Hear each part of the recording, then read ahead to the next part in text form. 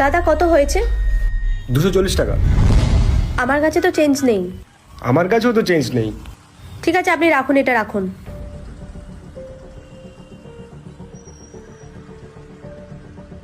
দাদা ফোনটা একটু দেবেন, একটু ফোন করতাম, ফোনটা অফ হয়ে গেছে। এই নাও।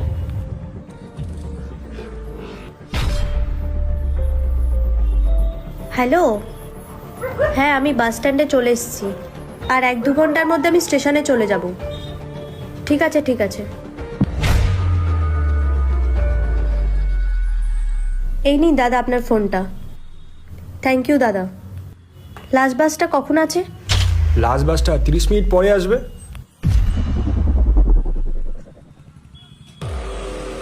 আমার কাছে পাওয়ার ব্যাংক আছে, পারলেই তুমি তোমার ফোনটাকে চার্জ করে নিতে পারো। না না, ঠিক আছে ঠিক আছে।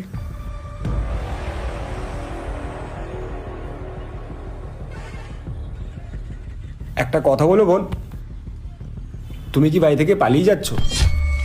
আপনাকে আমি এত কথা কেন বলতে যাব? আর আপনাকে তো আমি আপনার টাকা দিয়ে দিয়েছি।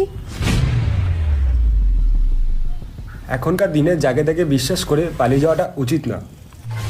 আমি নিজের ভালোটা নিজে বুঝতে পারবো, আপনাকে অত বুঝতে হবে না। ঠিক আছে, তাহলে আমি এই নাম্বারটা পুলিশ স্টেশনে দিচ্ছি, বাকিটা ওরাই তাহলে ভেরিফিকেশন করে নেবে। না না দাদা, এরকমটা করবেন না।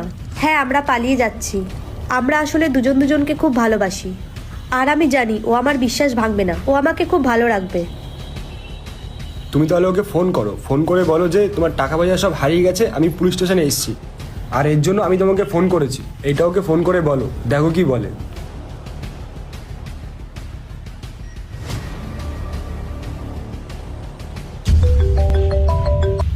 হ্যাঁ বলো বলো বলো।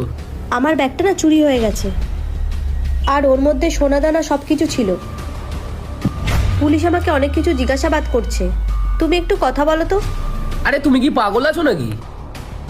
পুলিশ স্টেশনে কেন যেতে গেলে? ওর তোমার জন্য না আমি পুরো ফেসে যাবো জানো তো।